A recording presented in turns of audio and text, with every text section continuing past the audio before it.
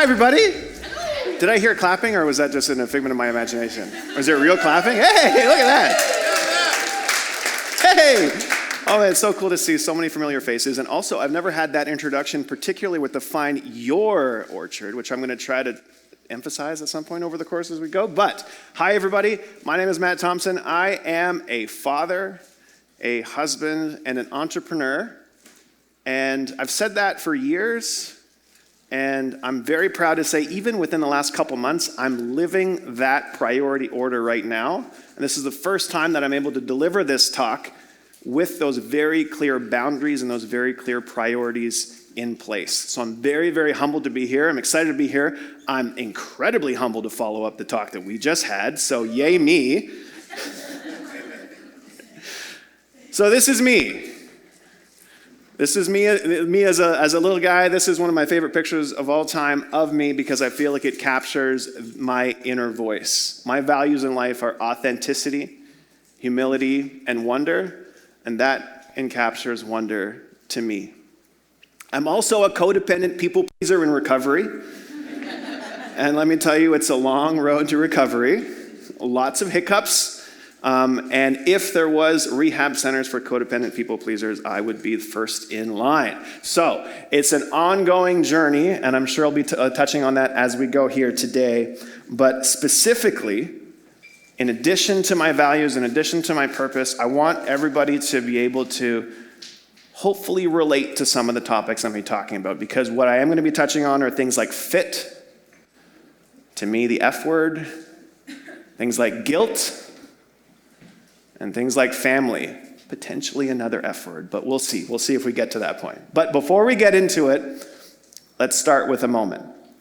We just had a wonderful talk. We just had a wonderful, energizing moment this morning. And part of what I do in my day job is actually get to lead meditations and mindfulness exercises through every interview that we do. So I figured, why don't we actually ground ourselves here for a brief moment? We're all sitting at our tables. Okay, so if you can, put your feet flat on the floor.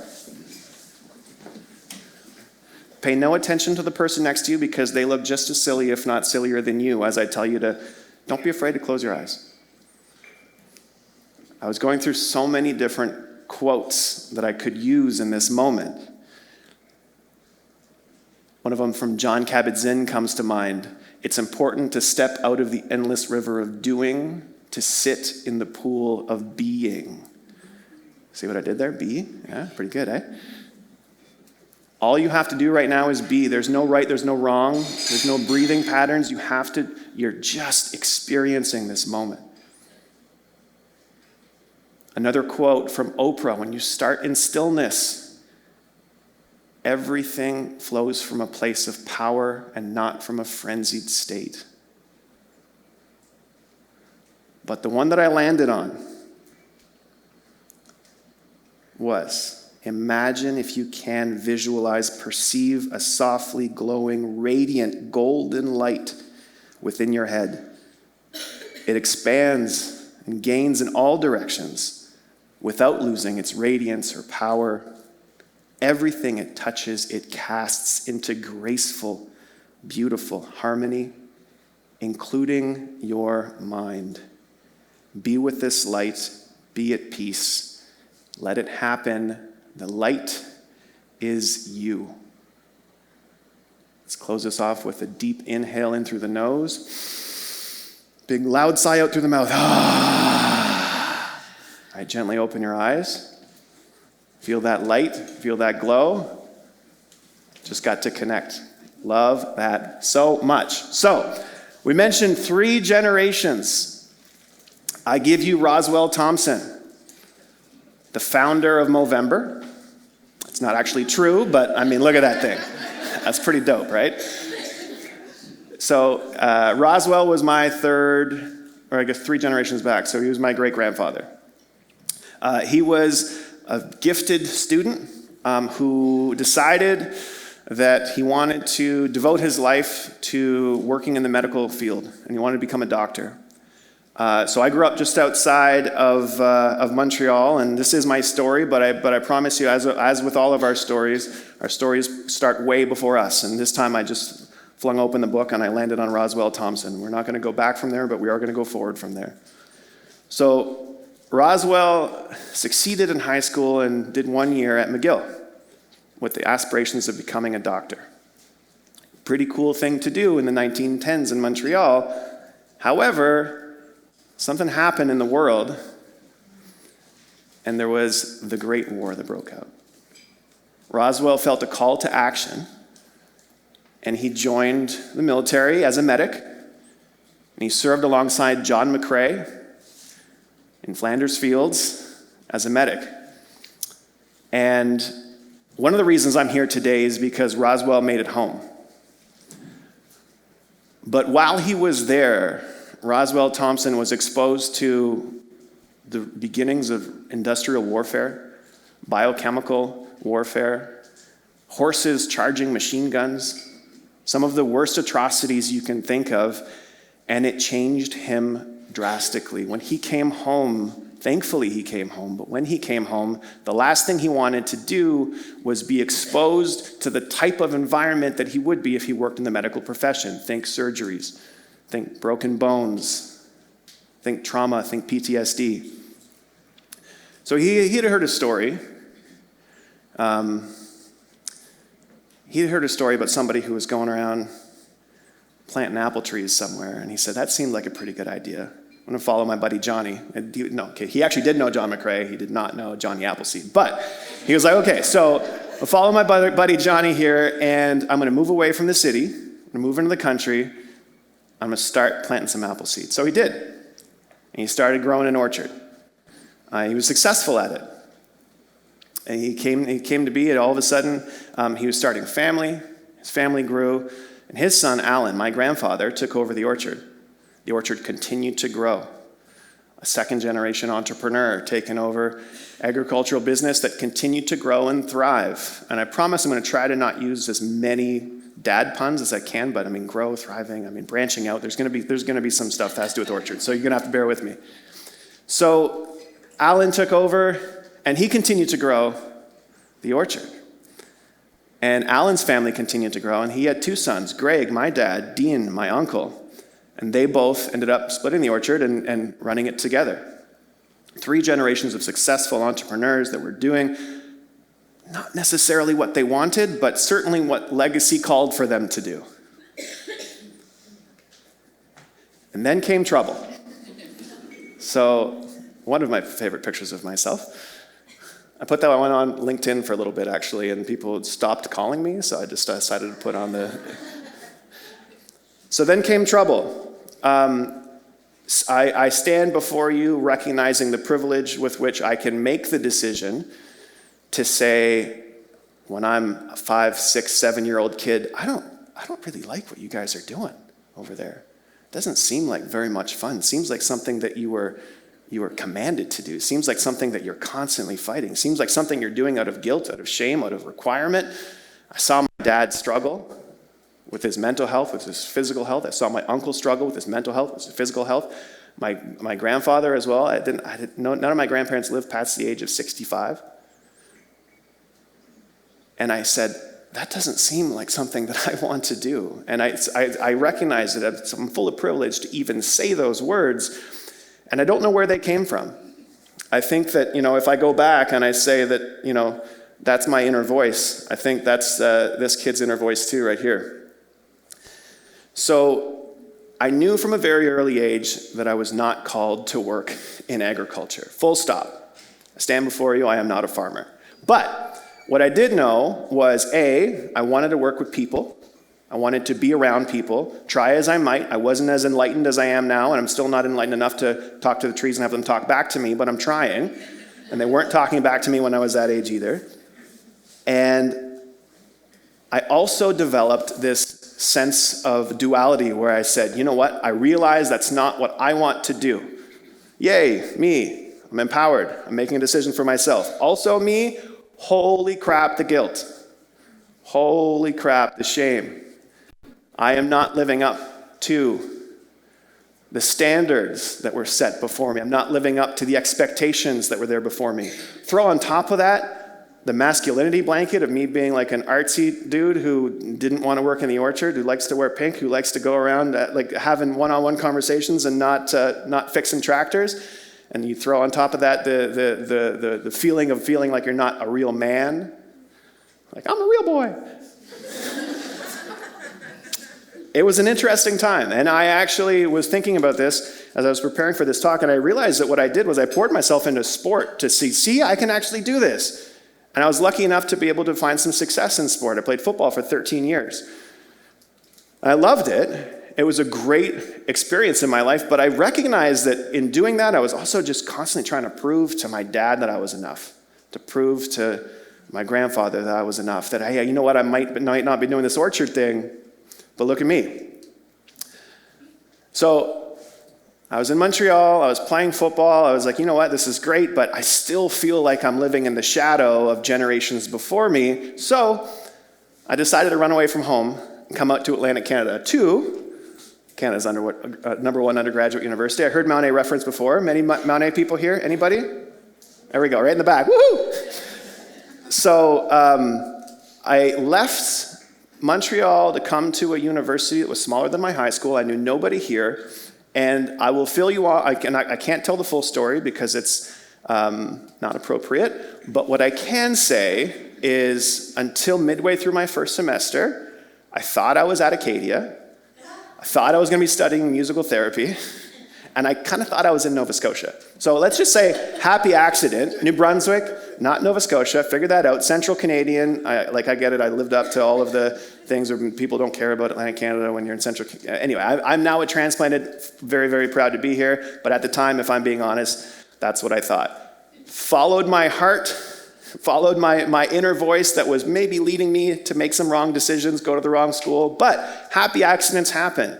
Going to Mount A, I met my wife. Going to Mount A, I met teammates who became brothers of mine, close to this day. I met my soon-to-be best friend business partner, playing football for 4 years. And I created relationships that last to this day. I was following my path, and I had no idea where that path was going. And in some cases, I was like, oh, I'm making the wrong decision. I'm in where? What, 506? Oh, no. Okay, what am I going to study then? So I ended up somehow getting things together, solving my life in some capacity and being like, you know what, I'm going to graduate. I'm going to figure this out. Graduating was a whole other story. It included, dropping off correspondence papers at 3 a.m. at my professor's door the morning of a final, hoping that he would grade them. And not only was my graduation, but my wedding was riding on that. And I was like, this will be fine. It worked out, but not recommended. Anyway, so somehow graduated and ended up in a situation where the pendulum started to swing back the other way. I was really starting to lean into some of that authenticity, some of that authentic voice. But I found myself in a situation when that guilt, when that desire to be shown and to be told that you were succeeding started to dominate. I was always really good at creating relationships. So what does one do when you are an athlete and you leave university? You start getting recruited to do account executive sales positions. And I was successful at it. I was great. For 10 years, I worked in 4 different industries. I created relationships. I won President's Club. I did all of these things that left me feeling empty. Externally, super, super successful. I mean, successful. Maybe not super, super successful, but I was doing okay. Internally, I had no idea who the hell I was. I had completely shut down that little boy, that little wonder voice inside me because I was trying to appease the guilt that I felt to say, hey, I am enough. Can you tell me that I am enough, please? Okay, perfect. Thank you for telling me that. My quality of life was going down. My career was going up. I needed to make a change. My wife and I decided to come back to Atlantic Canada. This time, I knew where I was going. We knew where we moved. I knew which province I was in. I did a great job, learned from my mistakes. And it was when I came back here that I was asked one day, what motivates you? And I remember saying the words, I was motivated by success. And what I realized I was saying was, I don't know who I am, so I want you to assign me value based on what you think I'm good at, because that's what I'm going to thrive on. That's what I'm going to eat for breakfast, lunch, and dinner. And I realized that was not how I wanted to live my life. I was growing a family. I've got 3 kids now, 10, 8. My 8-year-old's turning 9 on Sunday, which is exciting. 10, 8, and 6. I wanted to show my kids you could thrive because of and not in spite of who you are, but I didn't know who the hell I was. So I was like, you know what? I got to listen to that inner voice here for a second. What's that inner voice saying? And the inner voice is saying, do something. So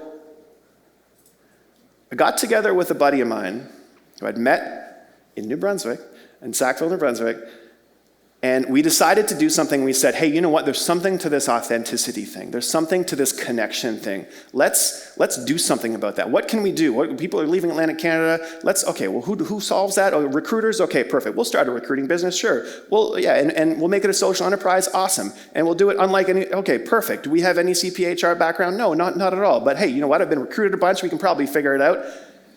And we tried it. We did something. Now, huge bumps along the way, and I wouldn't even be able to be standing in front of you if it wasn't for my wife somehow trusting in me, being like, yeah, sure, quit your medical sales job and start a social enterprise recruiting firm, you idiot. But she did, and here I am. So we knew that we wanted to create authentic relationships because there was something to that. I didn't know what it was, but there was something there. So Bradley and I got together. We said, let's focus on equity. Let's focus on authenticity. Let's focus on humility. And let's focus on leading with that intentionality. But you can't lead towards something if you don't know who you are. So our first step in trying to figure out what it was we wanted to do with ourselves in starting an organization was to invest in ourselves. And we went on a retreat. And I know there's some faces here that I know I've seen in retreats in the past, which I absolutely adore. If you haven't looked into it, absolutely do it. It's life-changing. It certainly was for me. I went on a retreat to try to focus on who I was, get to know who I am as a human. And the first day I pulled this card. Now, the passage I read to you while you had your eyes closed is from that card. The light is you. I pulled that the first day and I was like, oh man, there's a lot to this. I remember going into the retreat and I was saying, I want to focus on forgiveness. I want to forgive myself. I want to forgive my dad. I had all these aspirations. But what I realized going through this retreat, pulling that card, getting to know who I was that it wasn't forgiveness I was after, it was acceptance. It was acceptance for what had happened. It was acceptance for whatever decisions were made before me. It was acceptance for who I was as a human. And it became a life-changing situation. I know that we were talking about, Mark mentioned this might be a moment that you can make a decision that you can look back on in 5 years. Well, this was 8 years ago for me. And this is a moment. I just read to you a passage, a card from I pulled that day. The light is you. Going through this work, I found my purpose. Lead courageously toward love. I realized that's how I want to make the decisions that I make in business, in life, in what I do. And I realized that there's a new way to do business that actually leads with heart, leads with authenticity, that leads with love. So it was a life-changing moment for me. We decided that, you know what, retreats are what we do. I love that. It's like it's a big life-changing moment. If nothing else, we can just, start a business, and maybe if we hire people, we can bring people in and we can do retreats, and if we can just sustain a quality of life that allows for us to do that and bring people along and maybe show people the path to be able to achieve, some type of self-awareness, some type of acceptance, what a glorious life that would be. So we tried it, we started doing recruitment projects, we started doing some consulting work, we started to grow our business. And we said, you know what, part of our organizational culture needs to be around retreat. So let's bring our team on retreats on an annual basis. So we did our first team retreat. We had 4 employees. We sat down at the end of the second day, and we said, all right, everybody, we want to write down on a piece of paper, tell us about what this business, what Placemaking 4G, by the way, I'm bad at advertising, but that's our business, Placemaking 4G. What does Placemaking 4G, what does P4G mean to you? As recruiters, as placemakers, as organizational culture consultants, what does it mean for you? What does it feel like to be within this environment? And our first employee walked up and she said, I couldn't think of a single word to write down on this sticky note, because we're putting sticky notes up on the wall. Couldn't think of a single word to put down because there are too many. I feel like I'm nourished. I feel like I'm sheltered. I feel like I'm supported in this organization. So instead, I drew a picture. And she went up to the wall, and she put her sticky note on the wall, and she pulled her hand away, and she had drawn an apple tree. And I got goosebumps. I get goosebumps every time I tell that story. Because I fell ass backwards into somehow realizing that if you follow that inner voice and listen to that inner voice that you have the power to find your orchard. It's going to look different for everybody. Some people it's going to be apple trees. Some people it's not. For me, it was growing into something that created authentic expression. It was growing into something that created a business that was trying to do something a little bit differently. And that was my journey. But holy crap, did it feel true to me. Felt like a game-changing moment that I cannot believe I did not save that sticky note, and I had to use a Canva clip art to throw up, and I was like, oh no. And I saw Mark's presentation, I was like, oh no, that's so good. And then he had the jokes about the drugs, and I was like, oh no. All my jokes about drugs are that I thought I was in the wrong province but no, I gotta stay away from those. So since that moment, we've been on to win awards across the region for the work that we do at Placemaking 4G. In holding space for candidates, we do recruitment for organizations all over the country. The number one piece of feedback we get from organizations and from individuals is it was amazing to feel like I could be seen and heard. To everybody that feels different, to everybody that looks different, but to everybody leading with an opportunity to be authentic and given the space to show their authentic voice, to be seen, to be heard, has been transformative. And my number one business goal over the next 15 to 20 years, which is going to be news to some of the folks that are very much tied to my business goals here in the front, is for what I do to not feel different. I don't want people, like the candidates are coming through our processes, organizations are coming through our process, it just felt different, like they really cared. Like it felt like this is really cool. We do a mindfulness exercise and an interview process to really ground ourselves and be ourselves. That's so cool. How fun is that? It felt so different. I don't want it to be different. I want it to just be, that's like my number one goal is to just spread authenticity and spread the opportunity to just hear each other. How cool would that be? It's a universal truth. That's me, by the way. Making a little snarky little face. That's my third favorite picture, and that has been my LinkedIn picture for a while. And that's Bradley, who last year won Entrepreneur of the Year as well in the Halifax region for the work that we do at P4G.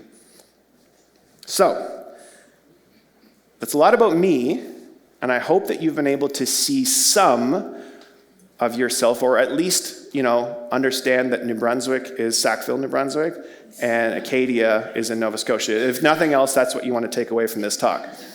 But I figured I would try to wrap some stories into this that might be a little bit more relatable from a pop culture perspective. So Tracy Chapman here has a song that everybody knows. I wish I could be someone, be someone, be someone. Right? Everybody knows Fast Car. And whether you know is it Luke Combs?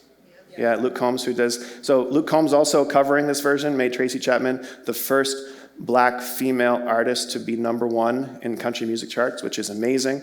She is a transformational, generational talent. I wish that I could be someone, right? Okay, so this is Tracy Chapman's story, and I'm not sure if you've heard this one before, but it warms my heart because it speaks specifically to her authenticity and her humility. So back, Nelson Mandela's birthday, there was a big gathering in London. And there was a big performance all day long. There's major musical acts, and Tracy Chapman was signed to a label that was representing many of the acts that were there. At the time, Tracy had, I kid you not, sold like hundreds of copies of her album. Tracy Chapman was not a household name. Tracy Chapman was somebody who was going to kick off the event first thing in the morning just to fill time. She loved the opportunity. She knew that she didn't really fit the mold of a pop star. She didn't really fit the mold of many, many other things. And this concept of fit really is part of both my story, her story, lots of things. Let's not focus on fit. Let's focus on something that is a little bit more authentic than that, on contribution, on actually, sharing our inner voice. So Tracy took the opportunity. She went, she sang for probably about 5,000-6,000 people in a 75,000 person stadium. They were probably all milling around. She did a little set, And then she was there to be able to take in the rest of the event. She loved it, right? There's like artists coming through. Headliner, Stevie Wonder. Stevie Wonder shows up. His disc isn't working for his synthesizer. And Stevie says, I'm not going to go on stage. And all of a sudden, there's 75,000 people in the room that are waiting for Stevie Wonder. They're waiting for something. Nobody's taking the stage. The organizers are freaking out. Can you imagine that? Yeah, right? Organizers are freaking out. They're like, what are we going to do? Like, we got to get Stevie his thing, but we got to figure this. And then they see this little girl sitting on the side and say, you have a guitar, right? Okay, go on stage. Tracy Chapman took her guitar. Unknown Tracy Chapman took her guitar, went on stage, and started singing Fast Car. The crowd started to hush, and they felt that authentic voice that she had, that she shared. She leaned into that power that was based on stillness. She leaned into her authenticity. She leaned into not focusing on fit whatsoever, but to be herself. In that moment, she became the Tracy Chapman that you all know today. And you can Google this performance. If you Google Tracy Chapman, Nelson Mandela's birthday, you should look it up because you can hear her voice start tremoring and end in power. And you can see the transformation that happens in that moment. And that story gives me goosebumps every time I hear it because you never know when the opportunity is going to come that allows for you to really lean into who you are. Second story, different story that I have to share. Anybody seen Moneyball? Does anybody remember this guy? Chad Bradford. Okay, this one falls into fit and family categories. Chad Bradford was a pitcher who succeeded in high school. He succeeded in university as far as outs are concerned, as far as wins are concerned. Really had a hard time getting anybody to take a look at him when he went pro because at the time, scouts in the Major League Baseball were looking for people. They were making decisions based on jawline. They were making decisions based on attractiveness of partners to see if that meant that they had confidence in themselves as pitchers. Not the kind of thing that really leads to outs, but for some reason that's what the system was generating. It was saying, this is what we need to look for in a successful pitcher to make our team happen. And this guy is not that, and he throws so weird. It's like from the island of misfit toys. Like, what are you doing? It doesn't make any sense. It looks gross. The Oakland Athletics came to play, and they said, all we want to do is focus on outs and wins. That's what we want to focus on. We don't want to focus on what you look like. We don't want to focus on anything else. We want to focus on outs and wins. And this guy gets them. And guess what? In the competitive world of Major League Sports, when Oakland Athletics had no budget, they were able to afford him because nobody wanted him. And what happened was Chad Bradford helped lead the team in closes to be able to become the first team to win 20 consecutive games with the Oakland Athletics because he was able to be himself in his weird sidearm, upside down, rinky-dink throwing technique that was able to confuse batters because they couldn't figure out sometimes, you're already trying to focus on a ball that's coming at you at 98 miles an hour. Usually it's coming down sideways. This one's coming up too, and it was crazy. Nobody could figure it out. But the story around fit and family is this. Chad did something where what he learned to do was to focus on how to really be himself and focus on the strengths that he had. And the strength that he had was that he threw different. And why did he throw different? When somebody tried to go in and do some research on it and be like, why did Chad throw so different? They went to rural U.S., I think it was in Alabama, and they went to go chat with his family about it. And his dad answered the door. And they started talking with his dad, and they realized he was in a wheelchair. They realized when Chad was a kid, he was about 6 or 7 years old, and Chad's dad suffered a debilitating stroke. He lost the use of his left arm and of his legs. He was in a wheelchair. But it was really important to Chad to play catch with his son. So Chad learned how to play sports, play baseball, by watching his dad over and over again throw him back the ball. He was throwing him back the ball this way, up from the ground as best he could. He just wanted to play catch with his son. He just wanted to play catch with his dad, and that's what his authentic expression was. And he decided, I'm not going to change that. That's what I do, and was able to find success in doing so. It's one of my coolest stories because it ties back to family. And when I tell you that everybody's orchard is different, and I told you that I might make a little pun about branching out and doing some things, Here's my little pun I'm going to say about branching out for me. I've told you the story about the sticky note up on the wall, the orchard, P4G. What a wonderful moment that was for me. And as I stand before you today, my orchard is branching out as well. My orchard is continuing to grow. My orchard is a series of books in the back that I've just written. I love you, I trust you, I'm proud of you. It's a children's book that's based around authenticity, around self-love, around the love of a father to a child. And I didn't actually realize what this story was about until I wrote it, and I was signing the first copies, and I kept saying, "You are loved, Matt Thomson. You are loved, Matt Thomson." And I was like, this feels really good. I realized, oh man, everybody needs to hear that. Everybody needs to hear themselves actually wake up that little wonder-filled boy, that little wonder-filled child within you to say, hey, you know what? You're loved. So partnered with a local company, Italic Press, right? Italic Press is what Dan's called. And we made mirror stickers. And the reason we made mirror stickers was because what I recognized, because I can go into the details of the book, there's all kinds of stuff, but everybody has a really different context for love, right? Whether you have a different experience with love within your family, there's masculinity is tied into that, there's a whole bunch. And I recognized, how am I going to really lean into to just being my authentic self in going out and talking about this book? And what I realized is no matter where you are in your life, there's always room for self-love. There was always room for you to look in that mirror in the back, which is, by the way, Alan Thompson's mirror, which now has a sticker on it that says, I love you, I trust you, I'm proud of you. You can always look into your eyes and say, I love you, I trust you, and I'm proud of you. That's your authentic expression to you. That's the gift that you can give to yourself. And that's something that we can all take away, because no matter what you do, no matter where you go, you have an opportunity to be with yourself, to be loved, and you never know, because that path might lead you to exactly where you're supposed to be, and that path might lead you to your orchard. So thank you very much today.